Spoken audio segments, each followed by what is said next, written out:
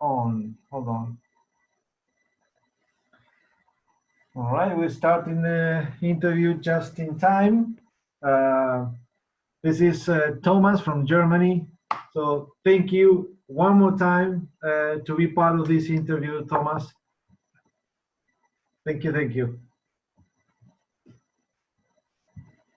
Yeah, thank you very much. So hello everybody. Thank you very much for inviting me. So it's a very big pleasure and honor for me to be in this series. Yes, I've watched some of them, not all of them you did before. And it was really fun to listen to all the stories, to all the other people. And by now I met all of the people you have just interviewed. I met them at least once, some more at one time on seminars, some of them in Iwama. So it was really fun to see them all. Really great work. Thank you very much for doing. Yeah, that's the idea, to keep in touch with everybody. As long actually, one of the guys, that's Danilo de Teodoro, we haven't met, and it was really fun. We get along really well. Besides, we are kind of apart, obviously. But when I said after, it's when you are in tune, when your mood, your heart is in tune, you get along pretty well. Like us, right? Uh, Yes, yes. we met a couple of times, and then you flew back here to Argentina, and we see each other for a couple of minutes. But we're going to talk about that after. So tell us about Yes. just really quick, how's the situation over there? How you doing with the corona? I know that you start classes again, so tell us about it, please. Yeah, yeah. As I told you this week, so fortunately the number of infections are going down every day. So I think we are facing at least the end of this first wave. So nobody can see in the future. Maybe in the autumn we will hit another time, but at the moment everything looks good. So we are slowly opening, and I don't know if everybody knows, Germany is a federal republic.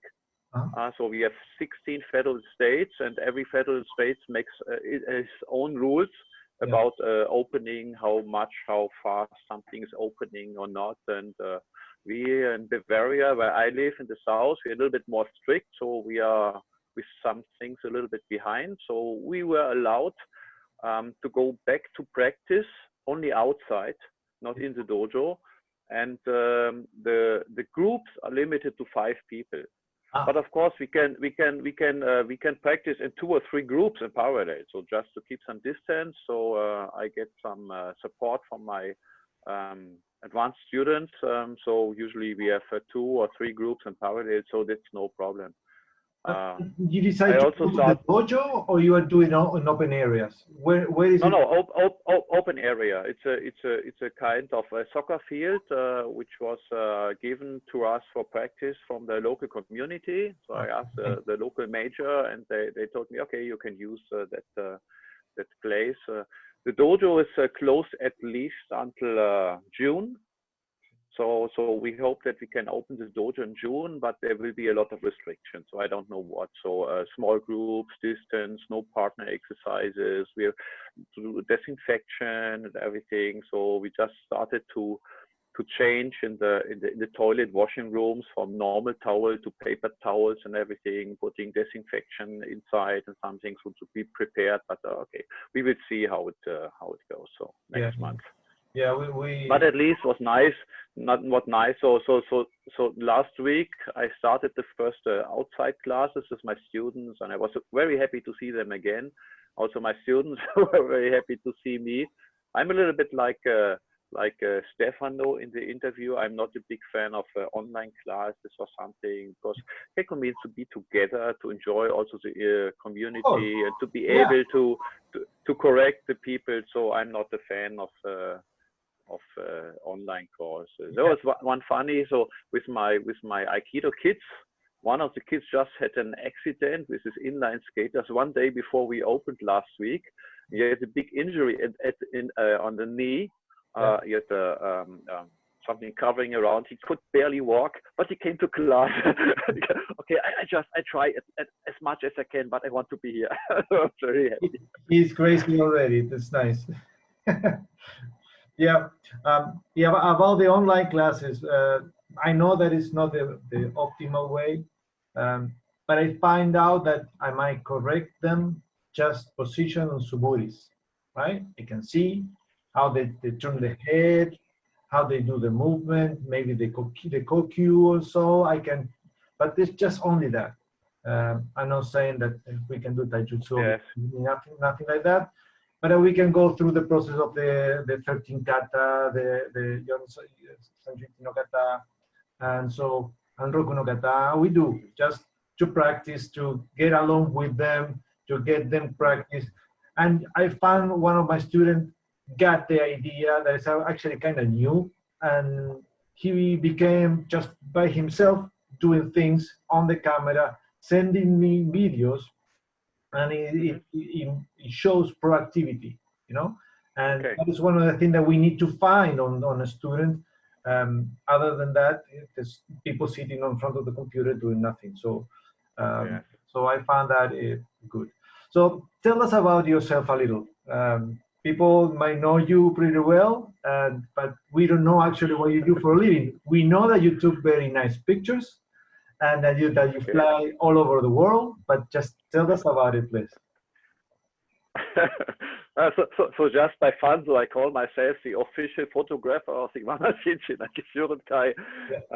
But yeah, actually most of the pictures you see I didn't take by myself, but because usually I'm practicing when I'm on seminars, so I just give somebody in the audience, some family members of somebody, a camera, and You keep the they credit. take the pictures. You keep the And credit. just after the seminar, I look them all through, I cut them, and I work a little bit on them to make them interesting. But yes, that's it. Yeah, for those people who don't know me, so I'm Thomas from Germany, and yeah, what else do you want to know? No, what do you do for a living? What is your main profession? What do you study? Oh yeah. Okay. For living, I'm running my dojo as a professional for 21 years now. So last year we had 20 years anniversary, and so it's a dojo for more than one martial art. So maybe some people know that I practice also karate, uechi-ryu from Okinawa, and kobudo, weapon arts from Okinawa.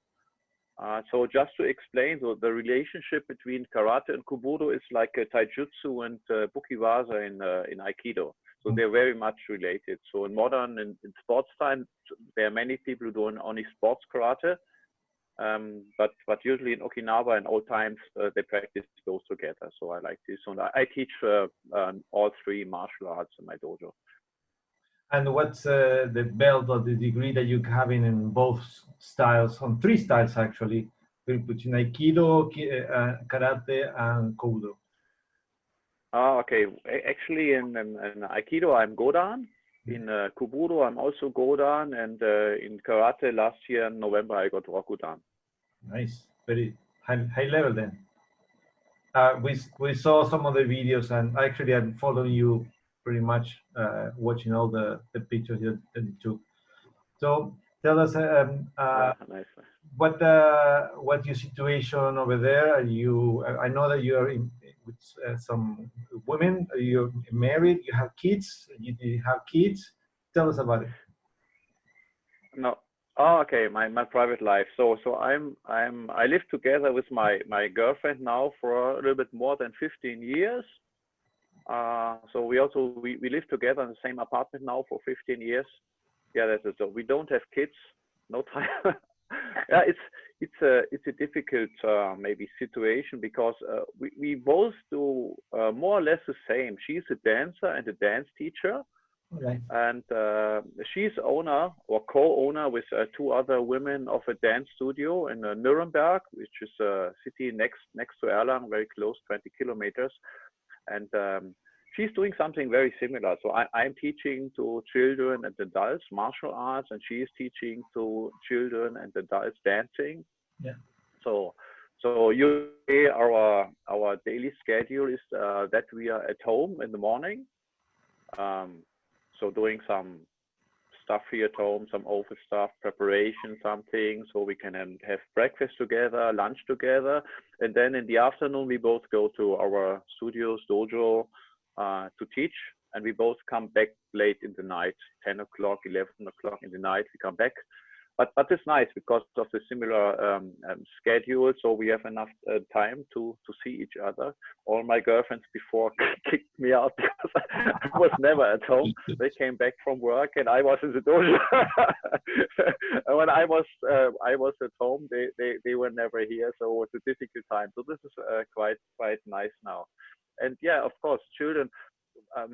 To have children means to sacrifice something of what we are doing. So at least one of us had to stay at home, and I think that it would be difficult. So no. Yeah. And we are dealing with so many children under the week, so many classes. So I see so many kids. So I think. Yeah, you got plenty of kids in your life.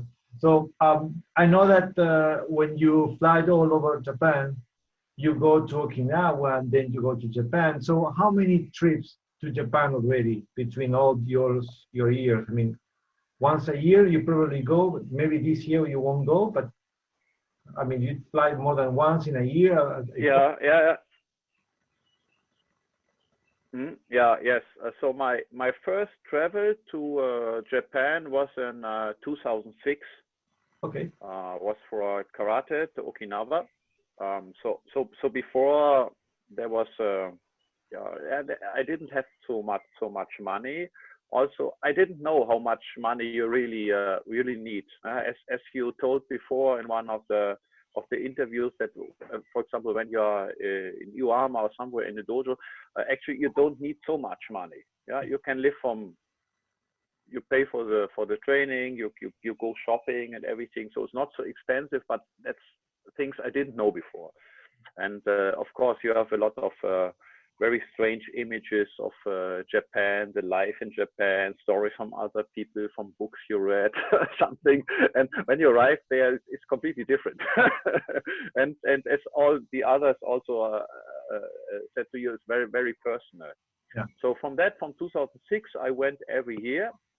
So my first idea to go once a year, 1 year for karate and 1 year for aikido. So the first time I was in Iwama was 2007. But after the first year, I realized that going only every 2 years to Iwama and going every 2 years to Okinawa would be a too long distance between. So I decided, so I have to go there twice a year. So in total now, I think I counted was 28 times I think I was in Japan. Wow. So 14 times to Iwama, 14 times to Okinawa, more or less. And I think minus plus one, maybe. I'm not sure, but about 28, I think. And this year, I wanted to go 3 times. So the plan was to go on Eastern with my girlfriend just for holidays, but we had to cancel because of the situation. And in summer, I wanted to go to Iwama, and in autumn again to Okinawa. But I think it will be a maximum maybe 1 time. So I hope maybe I skip Okinawa this year, and I will try to go to Iwama in autumn. But I cannot say now if it will be possible or not. Just for information, Thomas, from Germany to Iwama, how much is the ticket? Depends a little bit on the period, how much people go, and so I paid between, I think the cheapest was about 480 euro. That was a very, very, very, very, very, very, very good discount. I had a couple of flights between 500 and 600 euro, and there were also years when I paid about 800 or something. So usually I had the experience that when you buy the ticket about 2 months before your departure, the prices are very low, and when you are a little bit flexible on the day, so you don't have to fly exactly 1 day because these are your holidays, so you can shift 1-2 days Yeah. for or back your arrival and departure, you can save a lot of money. Yeah. So I'm lucky with my dojo because I'm doing my own thing, and so I'm quite flexible in these things. From here, the cheapest ticket fare that I paid was in dollar signs, $1,100. The cheapest. Wow. The expensive one was 2,300. That's actually my first ticket. I didn't want to think about it. I just went, bought the ticket. It was crazy, but I did it anyways. The one in between was 1,600, right? So from us to collect that kind of money that we don't have, not even euros or dollars in our countries, is a great expense. Plus the full month in Iwama, that I think it has changed a little by now, but it's like about $750 or something like that for a full month of stay. Yes. But if you divide it by month, by day, right, altogether, obviously being on Iwama is cheaper to being on a seminar, right? Because a seminar you have to pay like a $200 or something like that, and it's 8 hours of Keiko. If you divide that or so, and then you divide the amount of classes that you do in Iwama, by the time you stay there, you end up paying like a couple of dollars each class. And it really is worth it because you have the classes, plus the stay, plus the activities, and the friendship, right? So it's like a big combo in Iwama. Yes. Yeah, I remember when the first time we met, you show up at the Shin Dojo, and obviously we say hello or something, and then you start taking pictures or so, and you start complaining because we were having a coffee machine, a big espresso big machine. Remember the big machine? And you said, and you said to me, why is not connected? And I said, I don't know. It's this in one side of the kitchen, it's not connected. I don't know if it's working or not. No. Let me try. And you start disable the whole thing. You cleaned it, right? And we start having coffee. And you went, I don't know where, or maybe you brought coffee. I cannot remember. But you are the coffee man, and you like that machine. Yes, I remember that time, but I think it's broken now, and yes, I really need a good coffee in the morning. It's one of the most important things. I need my injection. I need my coffee. Yeah, yes. More than a good food, I like a good coffee in the morning. And when I arrived, I think the first time in Japan, there was no coffee machine, something, so I had to drink some instant coffee or something. That was very, very strange for me.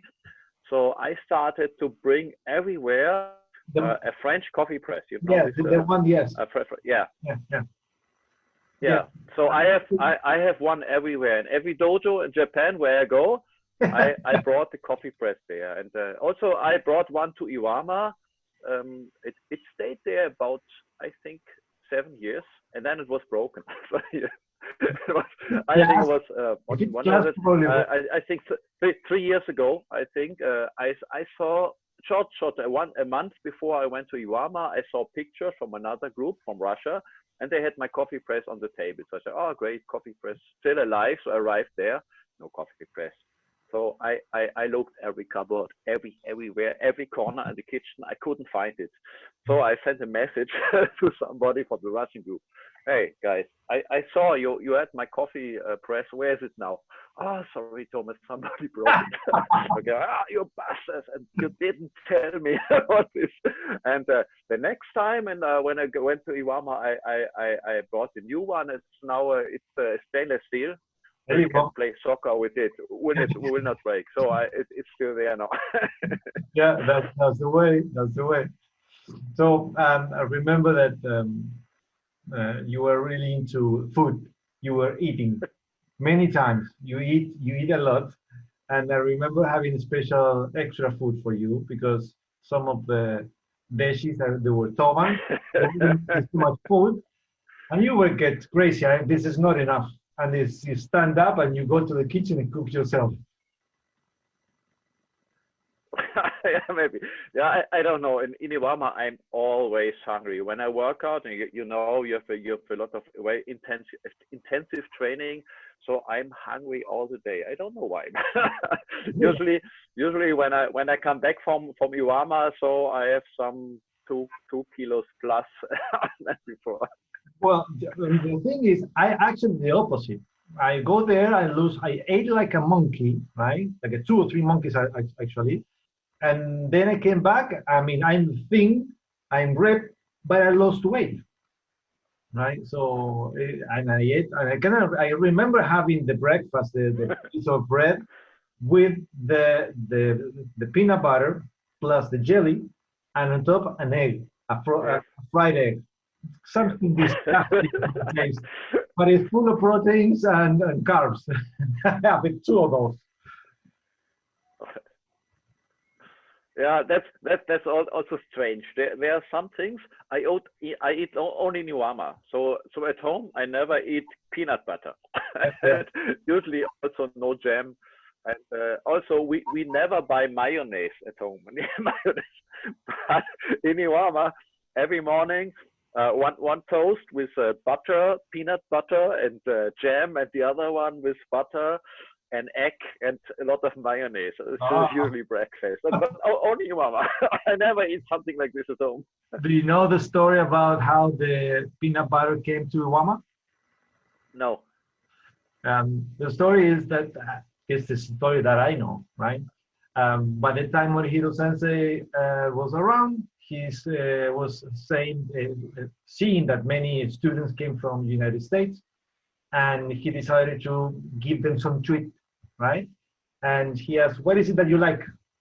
Okay, one said peanut butter, and from there, peanut butter all the time.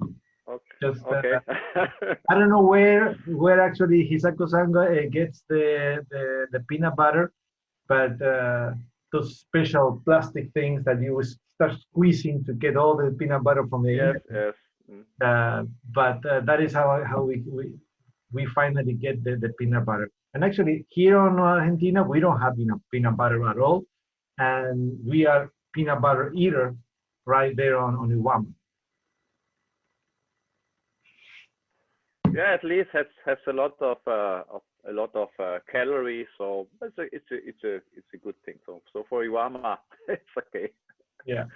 So tell us some funny stories that you want to share with us within the dojo, within the outside dojo, some stories that you can say, right? There are not so many. You asked also other people. There are not so many funny stories. What I can say funny story was quite funny for me. Was also 2 years or 3 years ago. Sensei came to me and gave me a small bowl. Here, Thomas, for Toban, and actually was a rabbit. One of his rabbit. He is now in the cages at the weapon place, and already skin off and the inner organs off. There was only the meat with the bones, and I think he left the liver. But I never cooked a rabbit in my life, so I had no idea what to do with this. And then I put on internet in the Ivama friends group. Hey, people, do you have any ideas what to do with a rabbit? And they said me, yes, you have to buy this and this and this herbs. And I told you, people, you know, I'm in Iwama. If you if you try 2 leaves of basilicum, you have to pay 10 euro or something if you can find them at all. And yeah, finally I find the receipt with some white wine and potatoes and something and onions. And what I usually do when I go to Iwama, I bring some things for food. So I bring a good olive oil and aceto balsamico, and I bring some herbs and spices. So some Italian or French herbs for cooking, and some curry, paprika, and things. So spices. So basic things which are not so cheap in Iwama and also not so good quality. So to have something for basic cooking, and of course cheese, Parmesan and Parmigiano and things like this. And so I had these herbs from home. so I could put the herbs inside. So I cooked the rabbit with white wine, potatoes, onions, and the herbs. And was nice. Okay, Yeah. it was one of the story. And another maybe funny story was one day. It's I think it's 10 years ago. It was 2009 or 2010. I was there with two of my students, and on our last day, um, Sensei came for a small farewell evening with us, and we had a very nice talk with us. And then he started to read our future from our hands. So he took our hand and to the lines. You will marry, or how many children everybody will get. Wow, That was a really funny evening with Sensei. Nice. Yeah, I remember when you said the Parmesan cheese. One of the Italian group, when they were there, they actually gave me a whole piece of Parmesan cheese. Mm-hmm. Yeah, they always bring. Yeah, like it was just water for them, and they gave it to me when they left because it was left over from there. So just keep it, is for you. But everybody knew, all the Uchidesi knew that I have the Parmesan cheese. So every time on the table, we want Parmesan cheese. We were okay, guys. Let's get the Parmesan cheese. Getting all the Parmesan cheese for everybody. And we have it for maybe 5 or 6 days. But it was really tasty. It was really good. And those special treats that we have, we enjoy so much, right? Those special flavors from home, mix it with the food. And maybe you know already, but when we are hungry, we like everything. It doesn't matter how it's cooked, but we eat it. And pretty much I ask the Tovans to add eggs all the time. Give them an egg, at least one egg for each plate. That's full of proteins, full of the fat for us is really good. Just one egg, at least one egg in the whole day. Just give it to them. Remember one time a group, I'm not going to say the names, they decided to cook potatoes. They went to Kasumi, they bought potatoes, and I said, "Were you crazy?" Yeah, they spend the whole money Toba on potatoes. What are you doing? Potatoes. Yeah, potatoes is my grandma recipe. I don't care, your grandma. I'm hungry. Don't give me potatoes. Carbohydrate, you got it from the rice. Potatoes, give them there. Give me some proteins. we had to mix. We had to mix the food. So when is it that the last time? Yeah, perhaps. You go ahead. Perhaps some other story maybe from the beginning, because when I also about Toban and something. So when I first came to Iwama, of course I didn't know anything about what to do, where everything is, and that time Vitaly from Vladivostok was a long time Uchideshi there, and head Uchideshi, and I remember the first day or the day before I was Toban, they put me on Toban the second day or third day after I arrived there. It's really hard if you have never been to Iwama.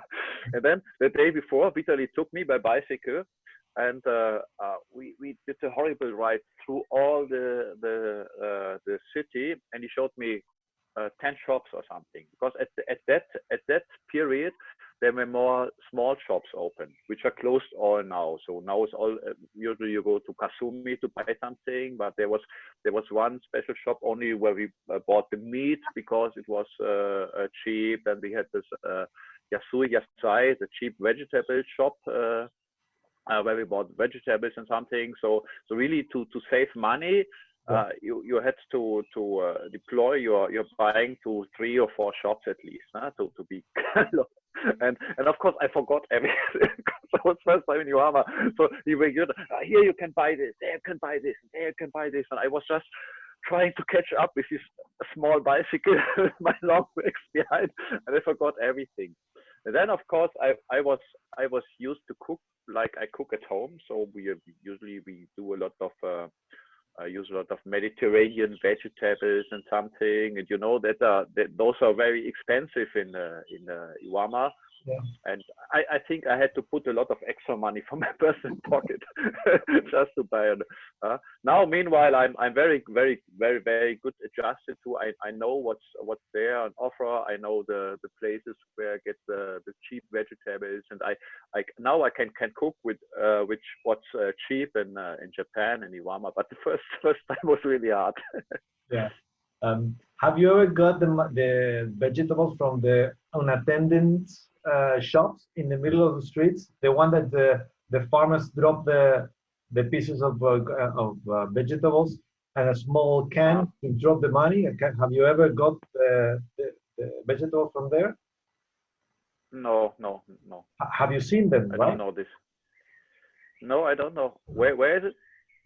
So I don't know where. It's actually whatever the farmers get a spot, they build some kind of special wooden rack with all the different stands, right? Okay. And they get the money, right? It's like 100 yen or whatever yens, and they put in each one of the boxes over there, and you just grab it and you drop the money in a can. Those things happen on Iwama. Only you know. Okay. No. Okay. No, probably in the whole. Okay. So maybe next time. So you see those. Maybe next time I have to look for it. Yeah, those are all the farmers that they drop the food over there to get some money. But the crazy things for us, for the Occidental guys, just having the food right there and a can full of coins just to be taken, right? But nobody takes it. Yeah. Yeah.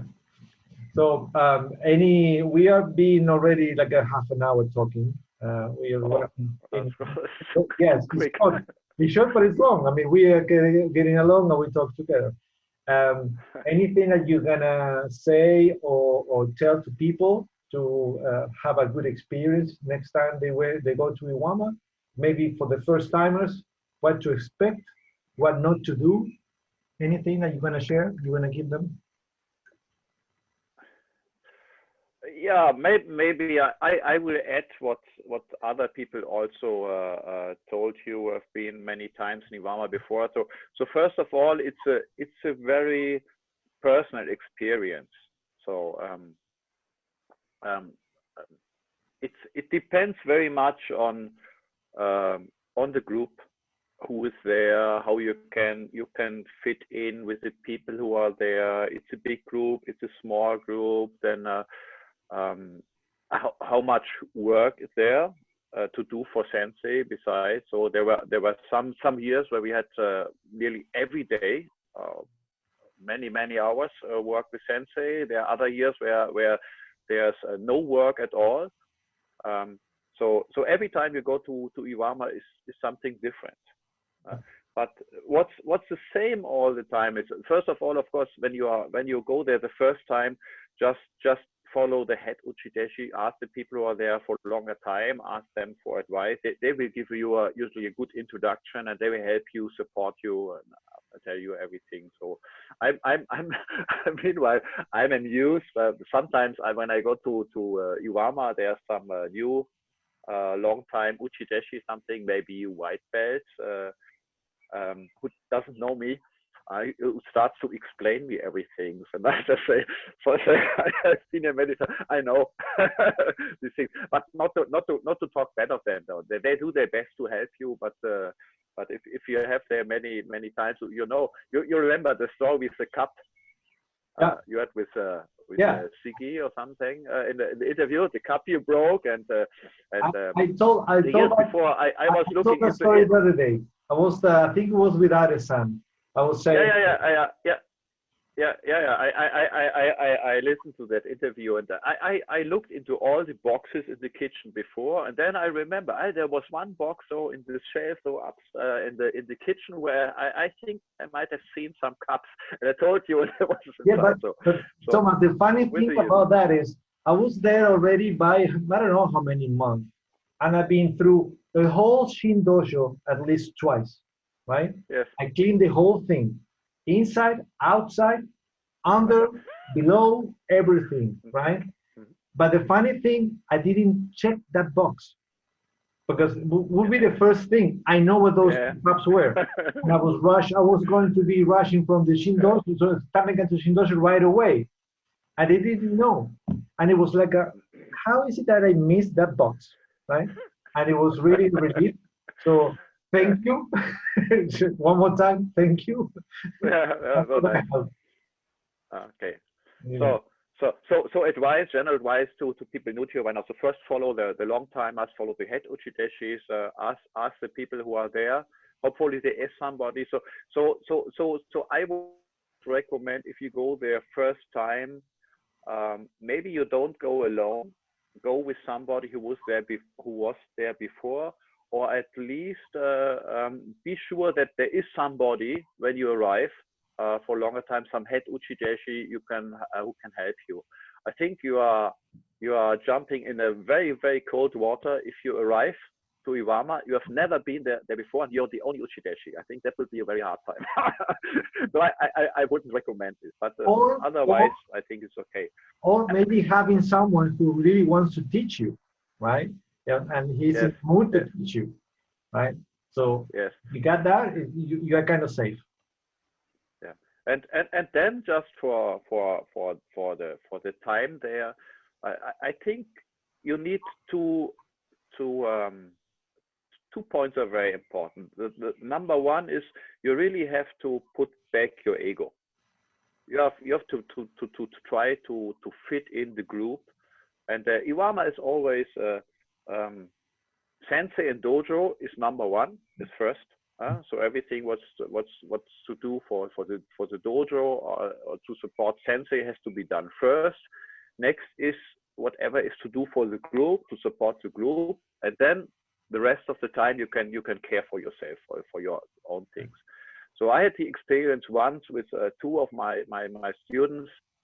Um, where one of them was not very able to put away his ego and really to fit in. And the situation was we were there alone, only the three of us. I was in the situation of being head uchideshi the first time. So I felt the pressure from sensei to be responsible for everything what my students do. And then on the other side, my students always asking, yeah, we are alone. Do we have to follow these strict rules? And can we do it a little bit more relaxed and blah, blah, blah. And they told them, no, let's try to fit in. You are here and the rules are the rules. It doesn't matter if we are 2 people or 10 people. So let's try to experience how Iwama is. And that was a really hard time for me. And it was not so much enjoyable. So with other students, I didn't have this problem, but with one was some years ago, but okay. So you have to be able to put away your ego to fit in the group. And the other one is you really have to try to practice very seriously. Everybody is giving 100%, and it's not necessary that you know everything or you're good enough. You can make a lot of mistakes. And if sensei sees that you are trying to improve, to practice on yourself, and he sees that you're really improving through the days, he will not shout at you or something. He only gets angry if somebody is lazy, is not doing everything. So if you get the same correction 3 times in a row, you can count the day when sensei really gets angry. So if you fit in, I think it's no problem. So for me, I think when you are maybe 1.5 years of 1.5 years of experience, Aikido should be enough to go there. So you have enough basic knowledge to follow the classes, and then yeah, you will enjoy it. Yeah, I agree with that. I agree with that. Well, so Thomas, 40 minutes interview. Thank you so much. I'm not. Thank you. More of your time. Most of the people so taking many people watching on Instagram already. So I will upload this video on YouTube to have it for people to watch it many times. Yes. Thank you to see you again one more time. Please be careful. Give us some advice because I think you're going to be the first one retaking classes. So whatever you find out how to deal with this corona, if you keep us posted, it will be good for all the WAMA students. Okay, if you want. Okay, yeah. Thank you very much again for inviting Okay, your me. It girlfriend is was over really there. nice to talk with you. Too short. Yeah. Okay. Okay. Bye. Take Bye. care. Bye. Thank you Everybody. so much. Thank you. Bye bye. Okay. Bye. Bye. Bye bye. See you later. Yeah, yeah. And